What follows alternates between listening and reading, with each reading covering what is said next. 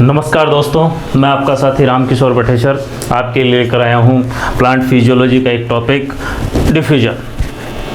आज हम चर्चा करेंगे डिफ्यूजन के बारे में। डिफ्यूजन होता कैसे है, प्लांट्स में इसका क्या रोल है और किस प्रकार से यह क्रिया करता है। तो दोस्तों, डिफ्यूजन विसरण प्लांट्स में एक बड़ी ही इम्पोर्टेंट प्रोसेस है।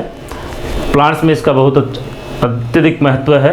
प्लांट्स के अंदर अगर हम बात करें, गैसियस एक्सचेंज है, वाटर का मूवमेंट है, ये सब डिफ्यूजन पर निर्भर करता है। पौधे के अंदर अगर हम बात करें तो ट्रांसपोर्टेशन इन प्लांट्स, पौधों में जो ट्रांसपोर्ट होता है वो दो प्रकार का होता है। एक होता है एक्टिव ट्रांसपोर्ट और दूसरा होता है पैसिव ट्रांसपोर्ट। पौधे में जितने भी जो पदार्थ है उसमें अगर हम बात करें तो भोजन के बारे में बात करें, मिनरल न्यूट्रिएंट्स के बारे में बात करें या गैसियस एक्सचेंज के बारे में बात करें, तो ये सभी ट्रांसपोर्ट होता है और इनके ट्रांसपोर्ट में डिफ्यूजन का महत्वपूर्ण रोल होता है। तो दोस्तों, पौधों में जो ट्रांसपोर्ट होता है ये दो प्रकार से होता है, एक एक्टिव ट्रांसपोर्ट और दूसरा होता है पैसिव ट्रांसपोर्ट। एक्टिव ट्रांसपोर्ट वह होता है जिसमें एटीपी का उपयोग होता है, यानी पौधा अपनी आवश्यक ऊर्जा को खर्च करता है और खर्च करने के बाद में किसी भी पदार्थ का स्थानांतरण करता है। तो इस प्रकार का जो ट्रांसपोर्ट होता है उसे हम कहते हैं एक्टिव ट्रांसपोर्ट। दूसरा आता है पैसिव ट्रांसपोर्ट,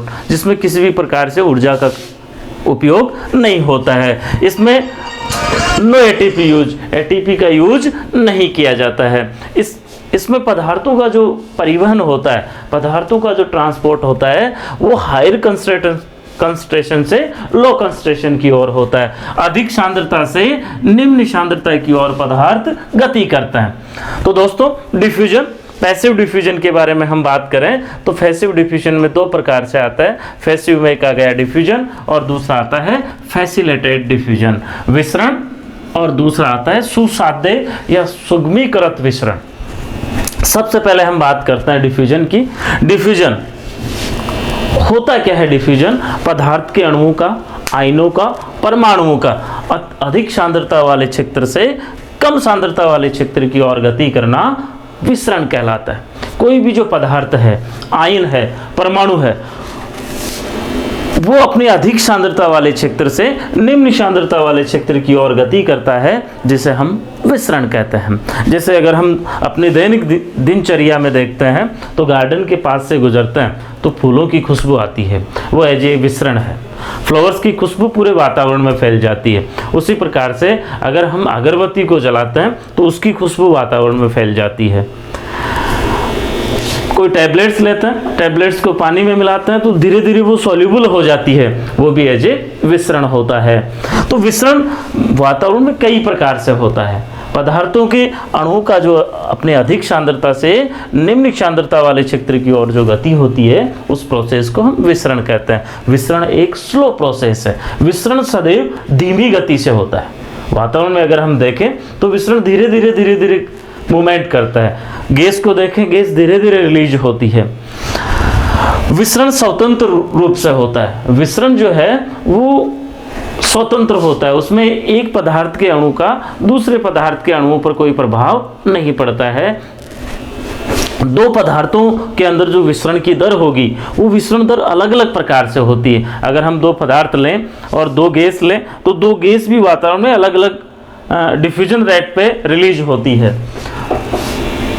थर्ड आता है diffusion do not depend living system. Diffusion जो है वो लिविंग सिस्टम पर निर्भर नहीं करता है, क्योंकि हमने पहले ही कहा है विसरण एक स्वतंत्र प्रोसेस है, विसरण एक स्वतंत्र क्रिया है। विसरण के द्वारा पौधों में गैसियस मूवमेंट होता है, या हम कह सकते हैं पौधों में गैसियस एक्सचेंज होता है। पौधे जो गैसों का विनिमय करते हैं, पौधे के अंदर CO2 का प्रवेश करना, ऑक्सीजन का रिलीज होना, या रेस्पिरेशन के समय ऑक्सीजन का प्रवेश करना, CO2 का रिलीज होना, ये सब जो क्रियाएं डिपेंड करती है वो विसरण पे डिपेंड करती है। तो विसरण गैसियस मूवमेंट इन प्लांट्स या गैसियस एक्सचेंज इन प्लांट्स, गैसों का विनिमय होता है। फिर उसके बाद में आता है कि दोस्तों विसरण की क्रिया हो रही है, तो ये विसरण की क्रिया कब तक होगी? तो पदार्थों, आयनों और परमाणुओं में विसरण तब तक होता है जब तक कि उनमें गतिक संतुलन स्थापित नहीं हो जाता है, डायनेमिक इक्विलिब्रियम स्थापित नहीं हो जाता है। जब दोनों पदार्थों के अंदर गतिक संतुलन स्थापित हो जाता है तो विसरण की क्रिया रुक जाती है। तो विसरण डिपेंड करता है साम्य अवस्था तक। जब साम्य अवस्था स्थापित हो जाती है तो विसरण क्रिया अपने आप रुक जाती है, स्वतः ही रुक जाती है। तो विसरण डिपेंड करता है गतिक संतुलन पर, डायनेमिक इक्विलिब्रियम पर। फिर उसके बाद में आता है दोस्तों विसरण होता कैसे, पदार्थ के अणु अपने अधिक सांद्रता से निम्न सांद्रता की ओर कैसे मूवमेंट करते हैं। तो अगर हम बात करें तो प्रत्येक पदार्थ में, आयन में, पार्टिकल्स के अंदर एक एनर्जी पाई जाती है और उस एनर्जी को हम कहते हैं फ्री एनर्जी। पदार्थों के अंदर फ्री एनर्जी उपस्थित होने के कारण वो समान रूप से वातावरण में विस्तृत होता है, वातावरण में समान रूप से फैलते हैं और उसी के कारण विसरण की क्रिया होती है, डिफ्यूजन की क्रिया होती है। फिर आती है डिफ्यूजन रेट, क्योंकि जो डिफ्यूजन होता है, डिफ्यूजन पदार्थ की तीनों अवस्थाओं में होता है, ठोस में होता है, द्रव में होता है, गैस में होता है। पदार्थ की तीनों अवस्थाओं में डिफ्यूजन की क्रिया पाई जाती है। द्रव में अलग रेट से होता है, सॉलिड में अलग रेट से होता है और इसके साथ साथ में गैसों में अलग रेट से होता है। अगर डिफ्यूजन रेट की बात करें तो सबसे ज़्यादा जो डिफ्यूजन रेट होती है वो गैस की होती है। गैस सबसे ज़्यादा मूवमेंट करती है। उसके बाद में आती है लिक्विड का डिफ्यूजन, उससे कम होता है और सबसे कम डिफ्यूजन होता है सॉलिड का। पदार्थ की तीनों अवस्थाओं में डिफ्यूजन पाया जाता है और तीनों अवस्थाओं की डिफ्यूजन रेट अलग अलग होती है। सबसे ज़्यादा डिफ्यूजन रेट गैस की होती है, उसके बाद में डिफ्यूजन रेट लिक्विड्स की होती है और उसके बाद में डिफ्यूजन रेट सॉलिड्स की पाई जाती है। उसके बाद में हम चर्चा करते हैं दोस्तों, जो डिफ्यूजन होता है यह डिफ्यूजन डिपेंड करता है डिफ्यूजन प्रेशर पर, विसरण दाब पर निर्भर करता है।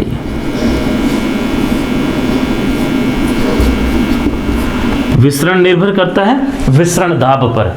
अगर हम बात करें कि जिन पदार्थों का विसरण दाब जितना ज़्यादा होता है उनकी विसरण रेट उतनी ही अधिक होती है और जिन पदार्थों का विसरण दाब जितना कम होता है उनकी डिफ्यूजन रेट उतनी ही कम होती है। तो एक्चुअली में डिफ्यूजन रेट है क्या?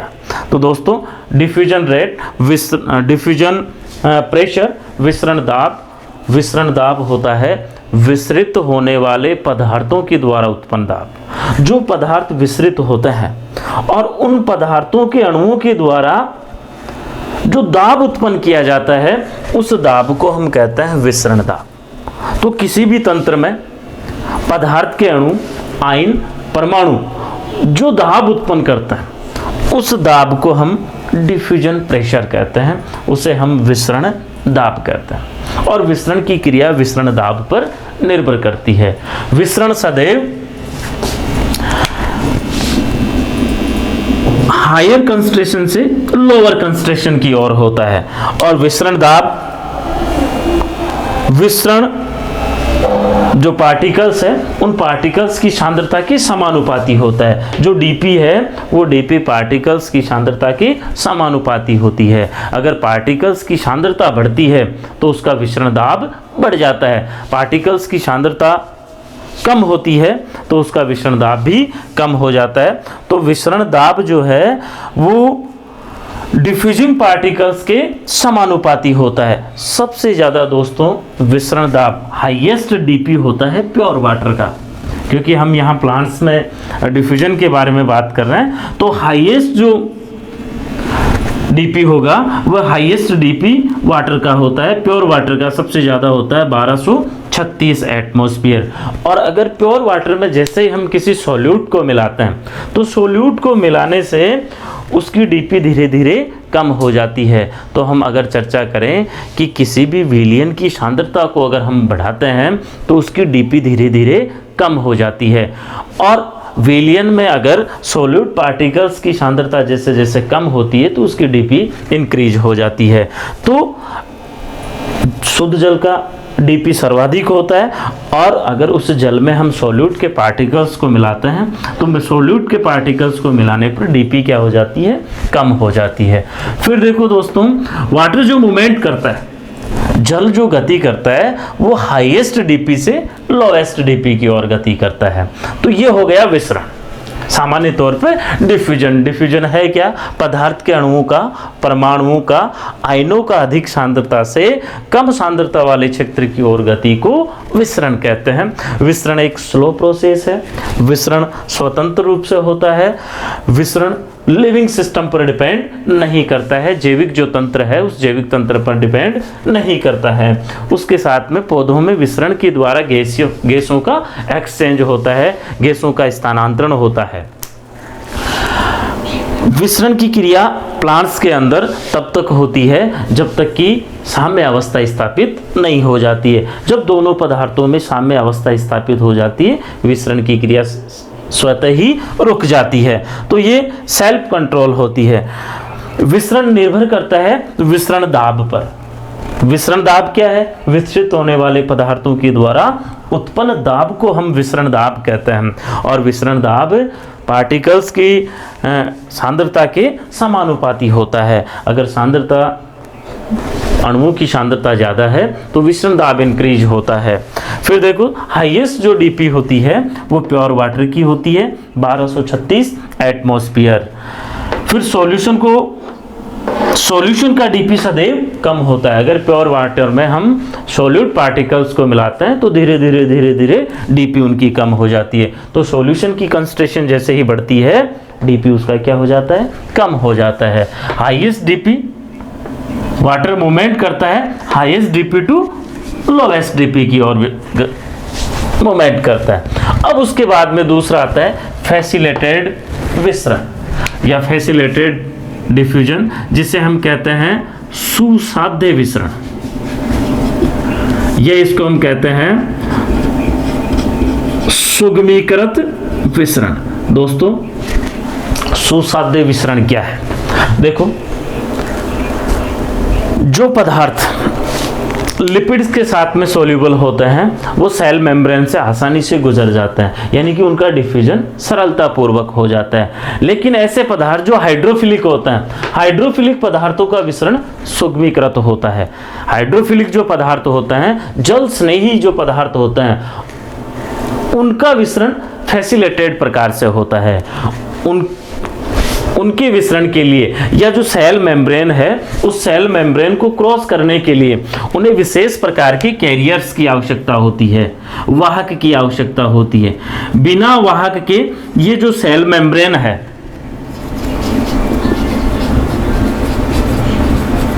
बिना वाहक के ये जो पदार्थ है इस सेल मेम्ब्रेन से गति नहीं कर सकता है। तो ऐसे पदार्थ जो हाइड्रोफिलिक होते हैं, उन हाइड्रोफिलिक पदार्थों के डिफ्यूजन के लिए विशेष पदार्थों की आवश्यकता होती है, और इस प्रकार के विसरण को हम कहते हैं फैसिलिटेटेड डिफ्यूजन, या इसको हम कहते हैं सुसाध्य विसरण।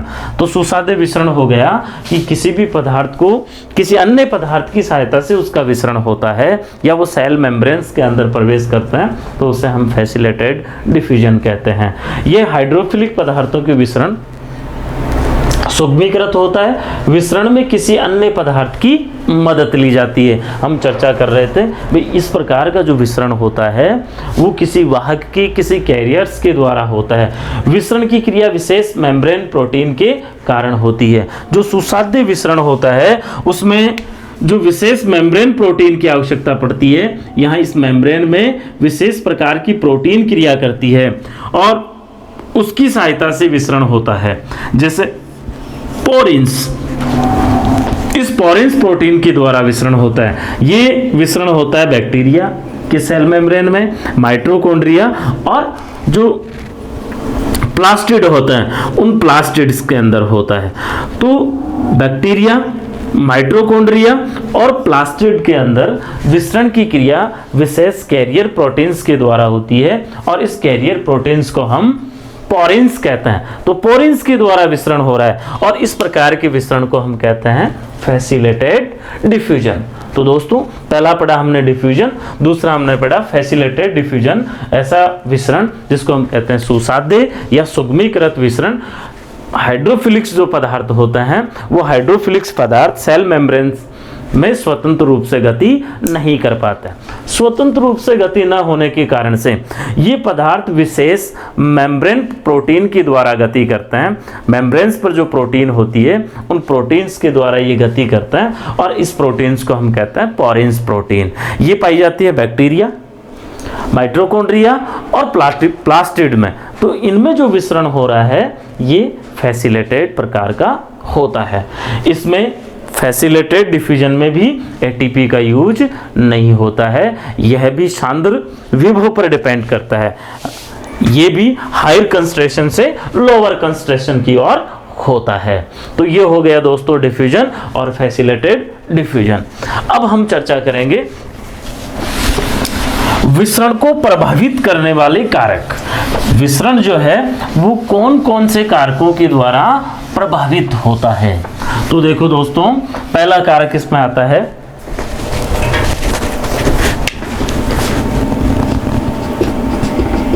विसरण को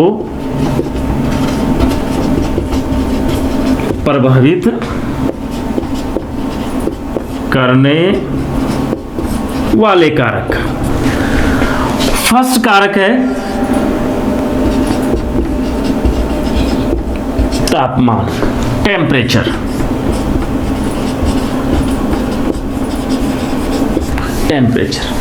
तापमान की बात हम करें तो जो विसरण की दर होती है, विसरण की दर तापमान के समानुपाती होती है। अगर किसी भी पार्टिकल्स का तापमान बढ़ाते हैं तो उसके विसरण की दर बढ़ जाती है, क्योंकि हमने विसरण में चर्चा की थी कि विसरण डिपेंड करता है पदार्थों की स्वतंत्र ऊर्जा पर।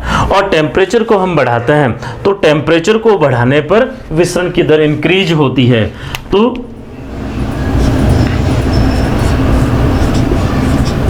विसरण ताप के क्या होता है, समानुपाती होता है। तापमान को अगर हम बढ़ाते हैं तो विसरण की दर बढ़ जाती है। डेली लाइफ में अगर हम एग्जांपल्स देखें तो जैसे गैस के सिलेंडर होता है, एलपीजी गैस के सिलेंडर होता है, उनको हम सर्दियों के दिनों में गर्म पानी में रखते हैं या उनके ऊपर गर्म पानी डालते हैं ताकि गैस का विसरण आसानी से हो जाए, उसका डिफ्यूजन रेट बढ़ जाती है। तो विसरण तापमान को हम इंक्रीज करते हैं, तो इंक्रीज करने पर उनकी स्वतंत्र ऊर्जा जो फ्री एनर्जी है उस फ्री एनर्जी में वृद्धि होती है और वृद्धि होने से डिफ्यूजन रेट बढ़ जाती है। टेम्परेचर के बाद में दूसरा आता है प्रेशर।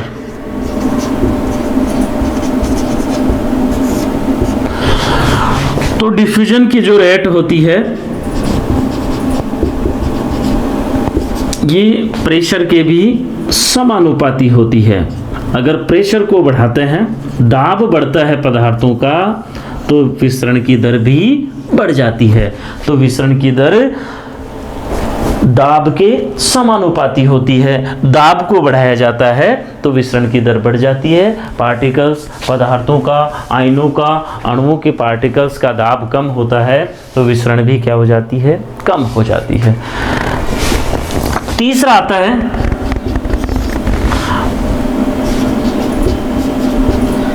ग्राहम का नियम। देखो दोस्तों, ग्राहम का नियम, विसरण की दर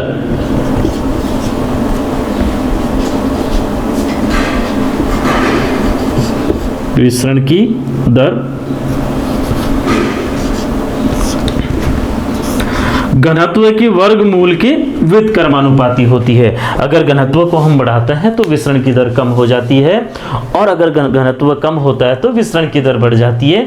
ये ग्राहम का नियम है। तो अगर हम घनत्व के बारे में बात करें तो घनत्व बढ़ता है, विसरण दर कम हो जाती है, घनत्व घटता है, विसरण की दर बढ़ जाती है। चौथा आता है सोल्यूबिलिटी ऑफ सॉल्यूट।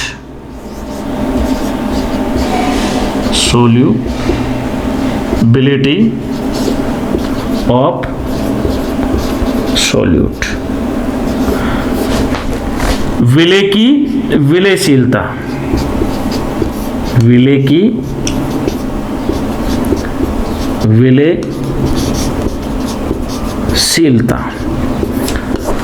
विलेय की विलेयशीलता, अगर किसी भी पदार्थ की सॉल्युबिलिटी जितनी ज़्यादा होती है उसकी विसरण दर उतनी ही अधिक होती है। तो विलेयशीलता बढ़ने पर डिफ्यूजन रेट में वृद्धि होती है और विलेयशीलता कम होने पर डिफ्यूजन रेट में कमी आ जाती है। तो सॉल्युबिलिटी ऑफ सॉल्यूट्स बढ़ने पर विसरण की रेट बढ़ जाती है।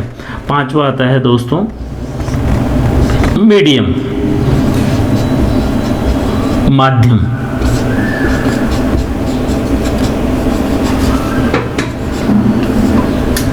माध्यम, विसरण माध्यम पर भी डिपेंड करता है। जैसे अगर हम बात करें कि गैसों का जो मूवमेंट होता है वो वैक्यूम में सबसे ज़्यादा होता है, वैक्यूम में गैसों का मूवमेंट सर्वाधिक होता है। और अगर उसी मूवमेंट को अगर हम एयर में देखें तो एयर में क्या होता है, कम होता है। तो वैक्यूम में विसरण दर ज़्यादा है और एयर में विसरण की दर कम होती है। तो ये विसरण को हो गए प्रभावित करने वाले कारक। पहला आता है तापमान, विसरण की दर तापमान की समानुपाती होती है। दूसरा आता है प्रेशर, विसरण की दर प्रेशर की भी समानुपाती होती है। तीसरा आता है ग्राहम का नियम, ये इसको हम कह सकते हैं घनत्व डेंसिटी। अगर डेंसिटी बढ़ती है तो विसरण की दर कम हो जाती है। तो विसरण की दर घनत्व की वर्गमूल के व्युत्क्रमानुपाती होती है। फोर्थ आता है सॉल्युबिलिटी ऑफ सॉल्यूट्स, विलेय की विलेयशीलता, विलेय की विलेयशीलता बढ़ती है तो विसरण की दर बढ़ जाती है, विलेयशीलता कम है तो विसरण की दर कम होती है। फिर आता है मीडियम,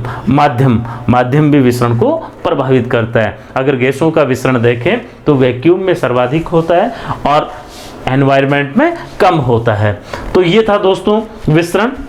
नेक्स्ट लेकर आएंगे अच्छा वीडियो। अच्छा लगा तो लाइक करो, सब्सक्राइब करो। धन्यवाद, थैंक्स।